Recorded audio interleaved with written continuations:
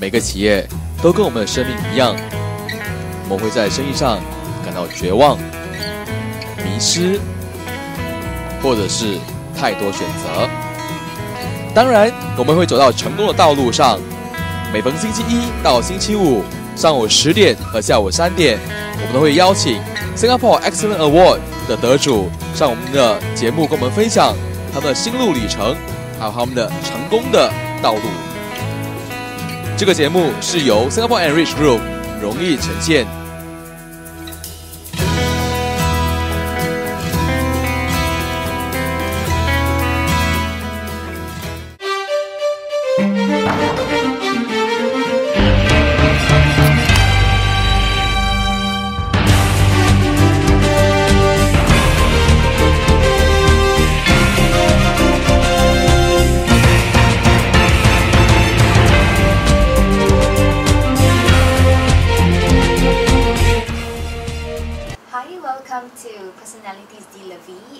Tuning into E988, and I'm very happy today to have Diane Lee from Bikram Yoga to join us for today's episode. Diane. Hi everyone. Okay, so from the name we know, she's actually running a yoga studio. How long have the business been running? We've been up and running since March 2006, so it's about 7 years almost. Yeah. From your accent, you're not local. No, I'm not from here. So where are you from? From Taiwan originally, and I used to live in Canada for about 16 years before I moved here. 16 years, and Singapore, the difference is really big. Yeah, it's really hot here. Yes, it's hot and humid and rainy and hot.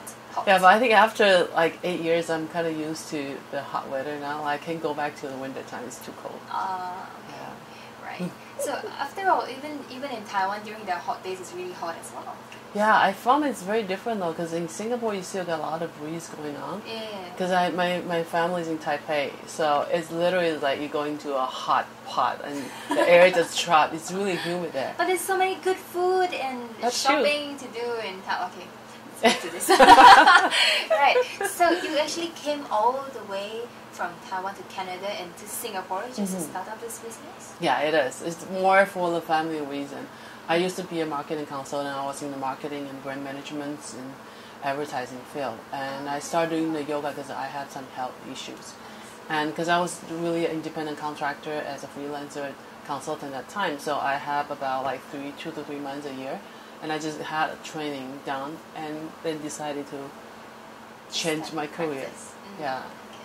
So you actually have to go through a lot of practices before you're actually able to give yoga classes. I went for yoga classes and I wanted to take the yoga instructor course. Yeah. But the thing is that the amount of stretches, the flexibility moves are fine. It's the power moves that are actually killing me. So, I mean, some people are good at power moves. So, the combination of it, it's really tough. The amount of practice they have to put in to be able to coach. Yeah. So, Bikram Yoga is very different the way we teach. We actually non-stop talk to you for 90 minutes. We don't stop. People are like, oh, shut up, you're so noisy. And this guy just told me that you should be an auctioneer. Because we talk a lot. We use the verbal command instead of like, because I know a lot of yoga classes is done by you follow the teacher. They do one move and you move accordingly. We don't do that. We basically try to build out the body and mind connection. So by using our verbal command and your body follow. And it's actually safer for the students as well because we're constantly watching them to make sure that they don't do anything funny to hurt themselves. And actually, that's a different way of running the yoga classes. And it's quite intense because it depends on how the training was done. I think our training was a 9-week intensive training. We do 2 classes a day, and each class is 90 minutes. Classes is done at like 125 Fahrenheit degree. So you literally just sweat the whole day, and we have a whole script that we have to memorize word by word. it's wearing such a good figure. Yeah, so if you want a good figure, you know where to go to Bikram Yoga. But I know that a lot of competitors and a lot of big yoga schools, yoga centers, they actually offer Bikram Yoga as well. Like, hot yoga, and then now they're even moving Pilates into the hot room. Yeah. So how are you going to cope with all this? Well, I think each yoga studio has its own characters. Ours has been pretty. Since we first started, and people called us the most expensive yoga studio because it was really done in the hidden room. Everything we done properly. We don't just put in any regular yoga mats or stuff. We actually tailor-made everything from the yoga mats to the bath towels and everything. And even the room is all carpeted, so it fits all the Bikram standards. To compete with others, I think it has to be the quality of the classes that stands out. Like in our center, we have 7 instructors, and all of them are full-time instructor. We don't do part-time instructors. So literally the teacher, they focus on teaching. So, as a teacher, you have to craft your own teaching skills. So it's not like you graduate, got a certificate, then you can teach. So it's definitely something that is very dedicated and focused. Yeah. So what made you go into yoga teaching instead of just practicing it? Coming to Singapore probably because of family reasons, but why start up a business? Because I think I was in a freelancer consultant, so it's literally I was pretty much like in business, but in a different way. And running a studio was complete a new game to me because I never run a studio, and everything was exciting. Because I think when I first started, because I had health issues, and then I have some family issues, and when I started practicing, the yoga really helped me. Not just the yoga itself, but also the yoga community, and I really enjoy going into the whole room of people, and then you can feel like genuine. They're really the kind. Energy, Yeah, it's completely different because I used to work out in the gym, and I have to say it's like 360-degree difference. And then that's what I started thinking. That would be a good lifestyle to go in, because the rent in Canada was a lot more cheaper, and I thought that's great. You open a class for like 4 or 5 hours, and after you do your own thing, and then even you come back to teach another classes, right? So you get a lot of things covered. Then when I come here, I'm like, oh my god, the rent is so expensive. We gotta. It's better. Nothing is like you expected. It is. Oh my god, I know. Maybe we should open 24 hours instead. Right, but despite all this, difficulties, and you still went on to do it because of the passion that you have. Yeah, I do. I've done other style yoga before I started Bikram. I started Bikram yoga in 2003, and 2 years prior to that, I was practicing different style, like Vinyasa style, Ashtanga, Natha, and it's just like, and nothing. They didn't really stick because I got bored, and then some of the stuff I don't even know what I'm doing because you just basically follow whatever the teacher does. And at the same time, I didn't have a cardio because I used to be a cardio junkie. I did a lot of cardio stuff for 5 years before I started that. So, and then, keeping 2 was really hard. And when I heard my friend say about Bikram, then when it opened up, I started going to Bikram. And after like about 5 months, and then I just quit my gym membership. Because with Bikram, you get your cardio, you get a de-stretching, and you got great detox done at the same time. And then sweat it out. Yeah, I sweat it out, and then I really feel a lot more better than going to the gym because I work out in the gym constantly 4 to 6 times a week, and I was constantly tired because you get a lot of stress from working in the advertising field. You have constant deadline with the budgeting with the client, and it's really nuts. If you're in the advertising field. So, and the first class I done Bikram, I woke out with completely different mindset, and I was so clear-headed. I woke up, I was like this, I'm like, oh my god, what is this? And it's like, you don't feel like for years. And I was really amazed how just one class 9 minutes had changed how you woke up in the morning, how great just improve your sleep. Even just my first yoga made me change a lot of things.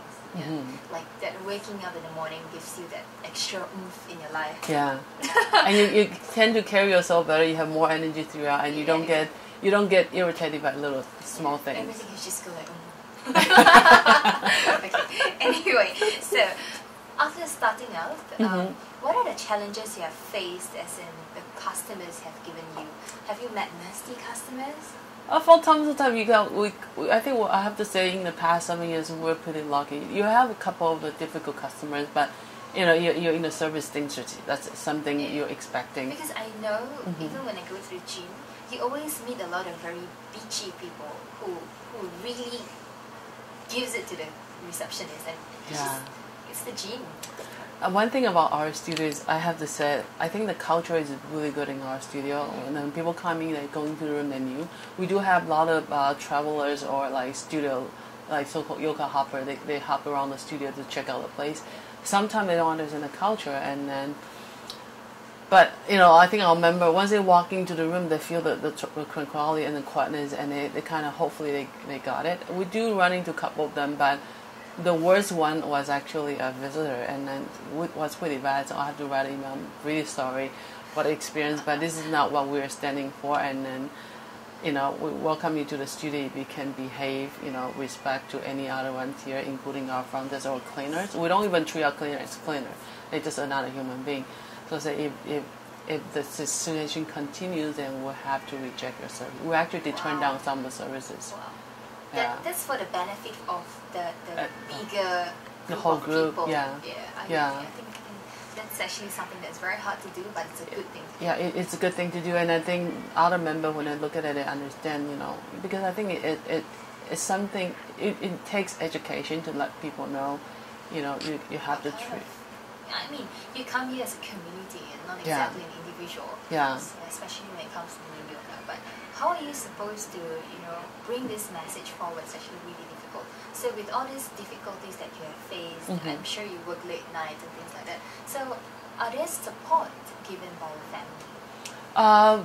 Lots of I think because I have my sister here. One of my sisters moved here recently, opened another boutique, so we're owning the business. So now all three of you are in Singapore. Yeah, 3 of us are in Singapore. I still have 2 sisters. I come from a big family. We have 5 girls. Yeah, so 2 of them were in Taiwan because my parents getting old now. They're in their 70s, so it's good to have some surrounding there. And it's really close. If we need to go back to check them, just 4 hours flight, we can go back right away. And that's one of the reasons why I moved here instead of staying in Canada. Was it really sad to leave Canada back then? Like the difference is really big. You don't get fresh air here. I mean, you get fresh air, but not... Yeah, those cold, crispy, sweet air, you don't get it here. You don't get morning trail walks here. You no. don't get Right, so it was a big move. It is a big move, and I think at that time I was ready to make changes. I was working in that consultation, this is a marketing consultation advertising for about 5 years or more so. And it's tiring job. It's really tiring, yeah. And I think all the job has this up and down, and when you get to a certain stage, you feel like you're not moving, you're not progressing, and this kind of gave me something to look for, and it's exciting because it's something I've never done before. I start teaching and at the same time I try to run a studio, and then with all I have no clue how to work the air and with the heating, and then everything was on scratch. So that was a really fun time, yeah. So also. So how did you feel when you know you're going to get your award? I was really shocked. They come and like, who voted for me? How did you get the voting? I was like, where did you get that vote? And then when I met with what's his name? I forgot. He's Adrian. And then he was like, yeah, I think one of my friends is actually in your studio too. And then you guys have a website. People go on to vote and recommend. I really appreciate it. I know lots of our members that we talk about, because the competition is so high right now, because everybody wants to do hot yoga, like you said. Everything they move everything along. Because they knew the hot room works, because the air can freeze your muscle and you get injured right away. So and to me, it's like the only thing we can try to keep standing down is the quality of the classes we'll provide, the services we'll provide, and we do have constant feedback. They do love coming here, even though our price might be a little bit higher. But like my customers say, I never felt shortchanged. So even though it's more, I rather pay to get the quality of the classes. And I think we've been here for almost 7 years now, and the quality of the classes and the instruction that we provide stands for itself. And we do have some member that bought a girlfriend or a wife who practice out of studio. When they say, we'll do a search, yeah, you guys do have the best instruction, you guys do have the best quality. So I was really shocked and really touched that they actually take the action and then go onto the website and vote for it. I thought that was really sweet. What about after getting the award? What does it mean to you? What does this whole award mean to you? Like, is it gonna make a change in the way you run your business? I think the way we run the business is gonna stand pretty much the same, because I think my member knows me. Some of them stay with us since 2006 when we opened, and they know I was very stubborn. I was very down to details. Even when I teach, I'm very picky on a lot of stuff. So probably a little bit. And then we think Bikram yoga drive people. There's certain type of people like Bikram yoga because it's really down the way. It has to be this way, and you have to follow this way. And it's kind of funny, and I don't know. The best thing about our studio is the community. When you walk in here, we don't have sales consultants. That's something I absolutely do not agree from the day one, because I don't believe anyone should be harassed They have the freedom and free will to walk in, pay one class, and be respected, and then get out. You know, that's their freedom. And I have people coming since 2006 still paying single drop-in. We know them by name. We don't bug them. And I think it's really down to everyone's choice. Some people prefer to pay a membership day. Some people are like, I still have 2 years. I want to buy another 3 years. Okay, fine. We are very thank you to have you here today. And so we'll go for a short commercial break and we'll be back.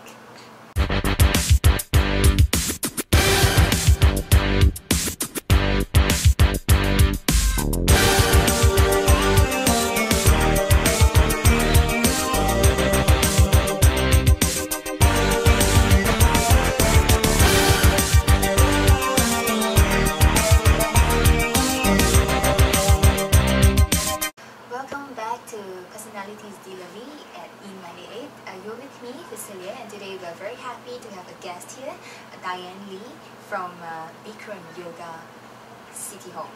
So with Diane here, who's actually have parents in Taiwan and things like that.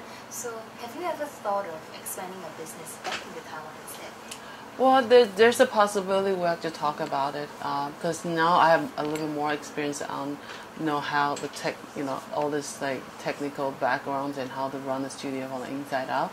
There's definitely an opportunity of doing that, but only thing is that I'm the only person who runs the studio. So yeah, well, actually I have a lot of students tell me to like, why don't you come to London? Why don't you come to Australia or come here to open the studio? And I don't know how I'm gonna do because think about the flying, just wasting so much time.